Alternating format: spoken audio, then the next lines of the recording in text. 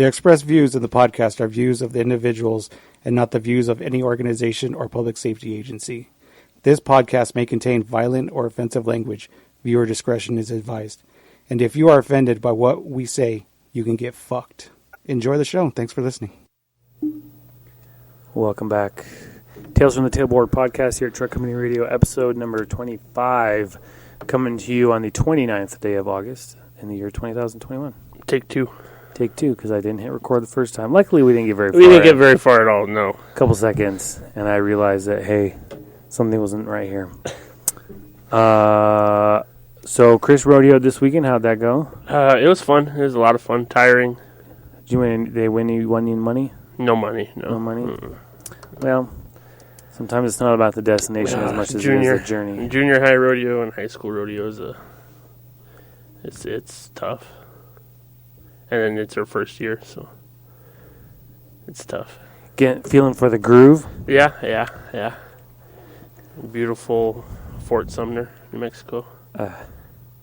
It's a cool little town, but it is bumfuck Egypt. Yeah. It is out there. If you're from Fort Sumner, I'm sorry. Yeah, it's definitely out there in the middle of nowhere. It's out there, yeah. I spent the last 5 days remodeling my house. Have you not been going to work? I worked Monday and Tuesday. With burning PTO, and that's all you've got done? That little bit of floor? Fuck you. I mean, it looks good. It looks There's a lot that goes into it. It looks great. Well, yeah, but so the laundry room's like completely finished and put back together. Yeah. The bathroom is completely trimmed out and halfway back together. And then like, so some of the door frames gave me a run for my money, and then running it from the like kitchen dining room area all the way to the front door because of that whole like gap on the side, making sure everything lined up. It was a little tricky. Layout was a little tricky. And then there's been some spots that didn't get flat enough when we did all the demo. So I had to go back and finish that up, and constant runs to the hardware store for things that I've forgotten because I'm terrible at writing a list. At least it's not far. That's true. It's only 5 minutes a day. But I got a reprieve. I worked 6 hours on the truck today, so that was nice. Only 6 hours? Only 6 hours. No, I thought you were going to do the day. No, he just asked for 6. So I offered to go in early, and then they had a call drop at 11:30 when I was like 2 minutes away from the station. I told him I'd take it, and he said no. I said, okay. Cool. What happens? Wrote my last ticket. Took me 5 years. You know there's only like 20 tickets in this book? Yeah. I've only ever written one. And it took me 5 years to clear it, and I'm happy about that for multiple reasons. First of all, it was my first ticket book, and I got issued it when I was lieutenant, so it's kind of emotionally significant. And it took me 5 years to empty it. I feel like I could have emptied it in like a few months if I had been this a-hole that just wrote everybody a ticket. But well, considering I've only ever written one, I mean, you are kind of an a-hole that writes everybody a ticket. You know, personal preference. Try not to. But like, if a citizen tells me to write him a ticket, I'm going to write him a ticket. I'm a nice guy. I'm here to serve, and, you know, so I'm here to serve the public. It'd be rude to turn them down. Yeah, I'm here to meet their expectations and sometimes exceed them, so they may get more than one. Who knows? So today we're going to talk about, I know everyone's sick of it. We're going to talk about COVID. Tired of it. But we're going to talk about it more on the sense of how it's changed the fire and EMS service and public safety in general, and how it's sort of changed our interactions. So one of the big things I think that it did is the like navigation. So I think that EMS has always had has had some voice in, you know, navigating patients away from the emergency department. Mm-hmm. Be like, hey, you need to get seen, but like here's some options that don't involve $800 ambulance bill, like $350 ER copay, and then all the cost that comes after that. And time sitting in the ED waiting room. Right. And we know that there's a lot of emergencies that shouldn't go to the emergency room that end up there, and they just clog up the system for everybody. That's when you have like 3-hour drop times and stuff. It's just bad. So we've always done that, but I think that it went to a new level during COVID. Yes. And I definitely think that was a positive, and I've definitely seen it like kind of revert back to its old self. So they're doing a really good job of letting people know, hey, the hospitals are full. But, like, people are also, like, they were terrified of the disease. Some still are super terrified of it. And so they think that they may have it and that they're only, like, they need to go to the hospital because they're going to end up in the ICU or whatever. So I just think that providers now need to remember that there are a lot of other treatment options and people misuse things that they don't understand. So if we have an opportunity to educate them on the inner workings of the healthcare system and places that they can go that might be better, and to be honest, be like, hey, if you go to the emergency room, they're going to treat your symptoms and send you home. The chances of you getting admitted are low for anything, not just COVID. But so I think that navigation and our abilities to, and sort of like the carte blanche that we had with navigation, because a lot of places, medical director wise and like protocols, it's very hazy about the whole navigation thing. Like if the patient wants to go to the hospital, you have to take them to the hospital. And I absolutely don't. If they want to go, we're going to take them, or the ambulance is going to take them or whatever. But they may only want to go to the hospital because they think that's their only option, or they think that they need to. So if we can educate them and sort of say, hey, well, there's help steer them. We can get you a primary care doctor. You can go see the urgent care, whatever it may be. And to let them know that, say, hey, a lot of primary care places and stuff, a lot of them are all doing virtual visits now. So you don't even have to leave your house. So you don't have to go out into the world, into the environment. And it's super easy. You can do it like on your cell phone in the parking lot at work or something. You don't have to like seriously inconvenience yourself. I think that telemedicine has advanced significantly over the past year. How do they assess you? So it's like a tricky part, and there's been like pushes for telemedicine EMS where they're like you like video conference the ER, and the ER doc can look at the patient in the back of your ambulance, and you like link in your monitor so they can see real time vitals and like EKG rhythms and things.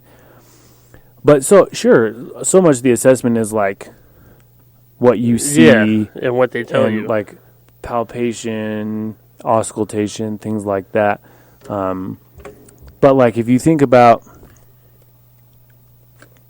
when you go to a doctor's office, just your like primary care doctor, non-emergency setting, you're there because you have like a cough. Like what do they do? Maybe listen to your lungs. Listen to your lungs, vitals. So, the nurse does the vitals when they sit you down. Yeah. Maybe prod your throat a little bit, check your lymph nodes. Swab you. The nurse does that too. So, like, what exactly are you doing? And so the doctor can like look at you and so there's some settings in which patients have like a telemed setup where they have like a stethoscope thing that attaches to whatever they're using. And they just kind of move it around. Yeah, or you can hook up like blood pressure cuff to, or like you take your own blood pressure with an at-home cuff and put your pulse oximeter on there, and the doctor like looks at it or whatever. And then if they want tests like throat swabs or nasal swabs or they'll send you to stool samples or blood work or anything, they'll send you wherever you need to. They'll put in the orders and then you go get it. So there's been huge advances in telemedicine, which is great. You can shit in a box too, and you can send that to a place. Yep. You can mark it guaranteed, too. Yeah. I will. I've got free time. But at the end of the day, all you've got is a guaranteed piece of shit. Yeah. Oh, man. Next day shipped. That's right. How's your Dos Equis? It's pretty good. I'll be honest with you. I don't want any more beer. No? No. Never? What if I'd offered you one of my Tailwinds? I probably would have drank. Well, I don't know. Drink a lot of alcohol. I would have been very upset if you'd done to one of my Tailwinds what you did. I wouldn't have dumped your Tailwinds. You could have given it to me. I would have drinking it. Not the slice of heaven. I don't know that I like that. I don't think I've ever had it. It's good. It's heavy though. I had some of those blood orange ciders. Those are tasty. A couple days throughout the week. Those are tasty. What's something else that's changed? Oh, so like you probably saw more of this. The amount of fucking calls has changed. So yeah, the call volume is definitely increased because everyone's convinced they're going to die of COVID now. Thank you, federal government, for that one. But what's also changed is the roles on scene. Certainly, like during the height of COVID, and probably still with known COVID patients or suspected COVID patients. So, like, we had a medical director that pushed during flu season the, 6-foot assessment, but that was, I feel like really practiced during COVID. Yeah. And, one provider goes in and then determines, and so, minimizing the number of people where, especially when you run a 2-tiered fire EMS system, you get 8-foot motherfuckers on a scene, and everybody rushes in and clogs up the house for literally no reason. Yeah, I'd rather just sit in the fucking truck. Tell me if you need me. On every call, I think that should be a thing. If we're there second, we'll sit outside till you need us. If you don't need us, we don't go inside. There's no reason for us to get out of the truck, put on a pair of gloves, walk inside for you to say, "Oh, no, we're good here," or for us to stand there for 10 minutes and be ignored and then be told, "No, you're good."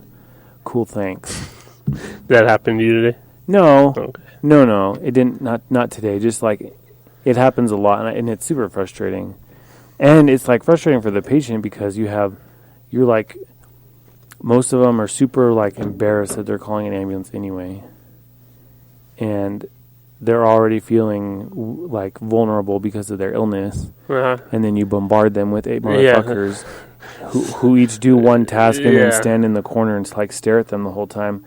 Why are you go outside? Yeah. What in the world is going on down there? The acoustics in the house are very, very different now because there's no carpet.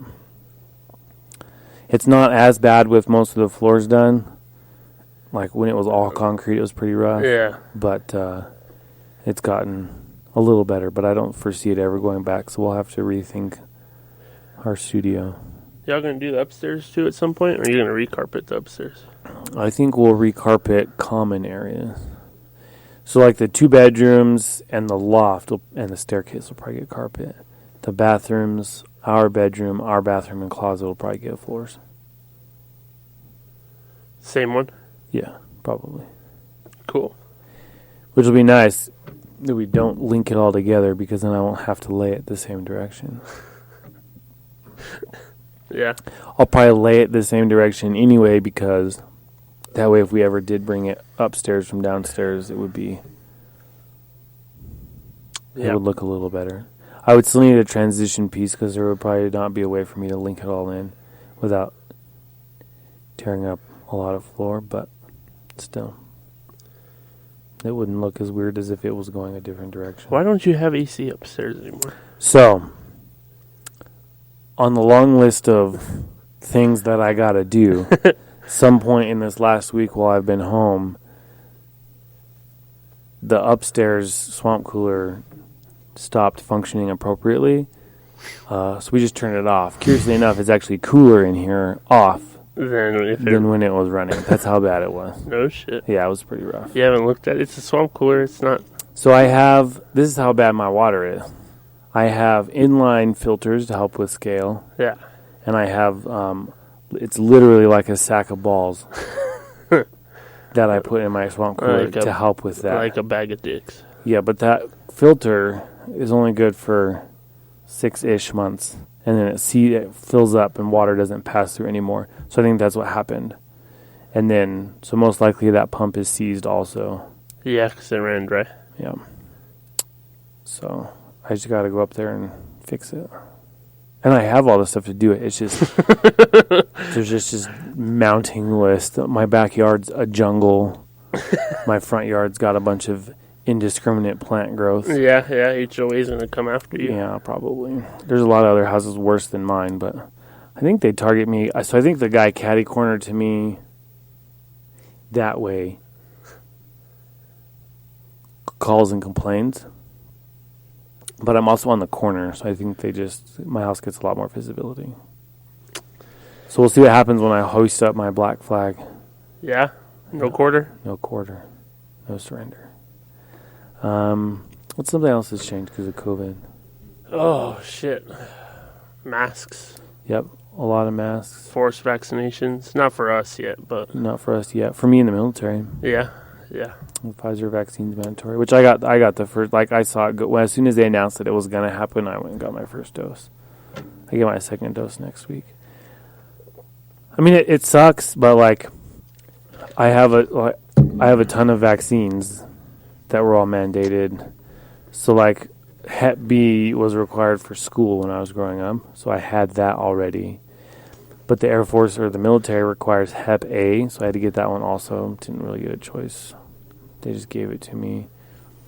The cool thing about all this vaccine stuff in the military is that whenever I hurt myself and I get asked if my tetanus booster is up to date, I 100% know that my tetanus booster is up to date. Flu vaccine every year. I haven't gotten the pneumovax or whatever, but I think I'm still too young for that. I haven't gotten anthrax because I haven't deployed somewhere. Some people still get smallpox depending on where they go. Yeah, there's a lot of mandatory vaccines. And so you think about it, like a lot of these guys that deploy a lot and have been to all these nasty, nasty parts of the world that are vaccinated to all this crazy shit. And then you're going to get them, make them get a vaccine to a virus that's 99% survivable. Yeah. But anyway, that's neither here nor there. I think that what's harder for me is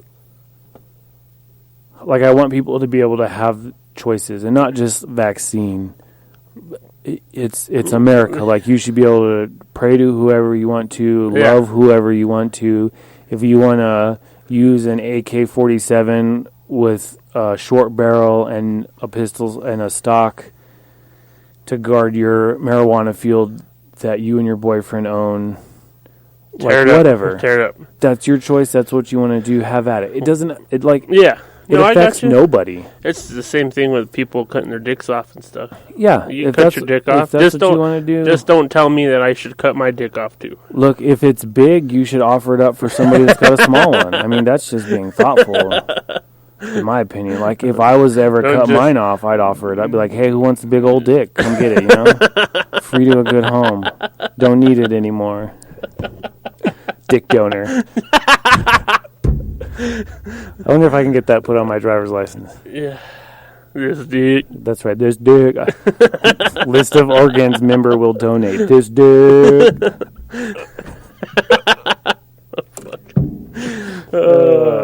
And we lost about 90% of our audience. That's it. Everyone just stopped listening. Just right, Jersey, I know you're still out there hanging on. Yeah. We're bringing it back in. He brought up how many ads were on the last video. He said there was quite a few. I can adjust that. I don't know if he cared, but he said there was like a solid 6 or 8 minutes of ads. Wow. Yeah. Getting out of control. I'll have to adjust that then. So anyway, back to the whole like choice thing. What bothers me is that immigrants, I'm not going to use the term legal, illegal, undocumented, asylum seekers, whatever. Immigrants at the southern border, no testing, no vaccine requirement. Yeah. The gratuitous amount of Afghan refugees being flown into our state, the state directly to the south of us, states across the country, military bases across the country. Like, military bases legit stopped allowing. So I used to be able to bring anybody on the base that I wanted to. Yeah. I can't do that anymore. They have to have a pass. I can't just bring them through the gate. Yeah.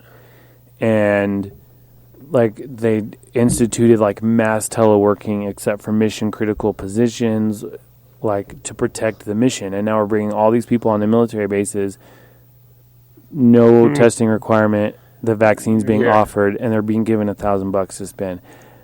And I get it. I'm not saying that they should not be allowed to come here, that they should not be given the opportunity to live a life here because of what they've done for us and the life that they have or are looking forward to in that country, because it's going to be trash. Yeah. 100%. I'm just curious why these people are being put before American citizens. Well, that have lived here and pay into the taxes in the system. I don't understand why America loses its energy independence and we help Russia gain its energy independence. Yeah. And fueled China's even further. And basically made the Taliban an army of its own and equip them. I mean, not that we haven't equipped terrorist organizations before in the past. The CIA has done it for years, but like, yeah, come on. It's just frustrating. It's extremely frustrating. And then the president's falling asleep in meetings with the Prime Minister of Israel. Did he really? Yeah, dude, legit fucking. And practically falling asleep, checking his watch to see if he was done as those 13 Marines arrived home, or those 13 Marines and soldiers arrived home at Dover today. Like it's a big old inconvenience for him to be there. And he won't talk about it. He takes no questions on Afghanistan. Nothing. The vice president It's because he doesn't have a fucking clue. The vice president thought that in the midst of all this Afghanistan stuff, that Singapore and Vietnam was the appropriate location to go. Yeah. Dumb bitch. Anyway, off topic again. Sorry, guys. Yeah, so I just, you know, there's been a lot of changes in the fire service, and I think a lot of things, something that's been hard is dealing with people because everybody looks at it so differently. Everybody has a different take on it. Some people are like, oh my God, it's going to kill me. Some people are like, no, fuck that. It's stupid. It's political. It's fake. I don't need to wear a mask. I don't need to get vaxxed. And then there's like the in-between people who are like, yeah, it's real. It's dangerous. But like, I don't think we need to be making as big of a deal. That's exactly where I'm at. Yeah. Like, yeah, it's out there and it's real and we should be careful. But like, yeah. I the think flu is out there. It's real. I think we need hepatitis, yeah. AIDS. Yeah. All of that stuff is out there and real, but like we don't take steps to like prevent it. Yeah. And meth spiders are everywhere. Those fuckers will get you. The heroin spiders too. Yeah. Like we're making and so people are like, well, we need to support drug addicts because it's not their choice. I'm like, well, but you have the choice to start or not start taking drugs. Like, I get that addiction is not necessarily your choice. Yeah. But, like, it's your choice to start that lifestyle. Yeah. And so if you're still going to allow them that choice, and there's they get the choice to put or not put heroin in their body, and you will support that choice, whichever one they make, either with clean needles and Narcan or them just living their lives. But like when it comes to this vaccine, we don't have a choice. So why are some choices okay? You get to choose to cut your dick off or invert your vagina, but I don't get the choice about whether or not I want to vaccinate myself against this virus. Why are some choices okay and some choices not? Mm-hmm. And I see it from both sides because some people are like, oh, we should have the choice about whether or not we get an abortion or not. Yes, you should. And they're like, we should. And this side's like, no, you shouldn't have that choice. And then that side's like, oh, well, we should have the choice about whether or not we should get the vaccine. The other side's like, no, you don't get that choice. Why can't everybody just have their choices? Yeah. All choices should be allowed. You want to make that choice? You live with the consequences of that decision. Yeah, you want to murder somebody? You go to jail. I think that death penalty should be everywhere. But oh no, I agree. You want to smoke meth? You lose your teeth. You want to do heroin? You're going to stop breathing. Every choice has consequences. Yeah. You want to get an abortion? You have to live with that decision the rest of your life. Exactly. You want to not get vaccinated? You have to live with that choice. Or maybe not live with that choice if you die of COVID. Whatever. You want to not get the flu vaccine every year. It's the same chances. Well, you get run over by a bus. You died from COVID. You might get run over by a bus. You're allowed to make the choice whether you want to jaywalk or not. You could get a ticket for it also. Rarely, but yes, you could. I guess I just don't understand why everything COVID related, your choice is taken away. Yeah. And the pro-choice, my body, my choice people are just like livid about you wanting to make a choice. Why is it different? And how does it affect you? I don't know. Like if the vaccine works and prevents you from getting a severe case of COVID, like COVID's not going, it's not going to, 100% vaccination is not going to end COVID. No. Because you can still get it. Yeah. Your chances are lower, but you can still get it. And you're not going to have it as severe. So yeah, I mean, you should get it if that's what you want, but like, what? I don't get it. So I hate the world that it's created. I have zero issue with the vaccine. I just don't like being told that I have to get it. The vaccine, just like you said, I got everything else from when I was a kid, when I went to school. I got all that shit. But I don't like somebody, you need to do this. Put this in your body. Fuck you. I don't want to put that in my body. Mm-hmm. It is hot. It really is. It is very toasty up here. The headphones are making my ears sweaty. So yeah, I really hate the world. I mean, it's made our jobs busier, a little bit more challenging. Some good things have come out of it, but I just hate the world that it's created.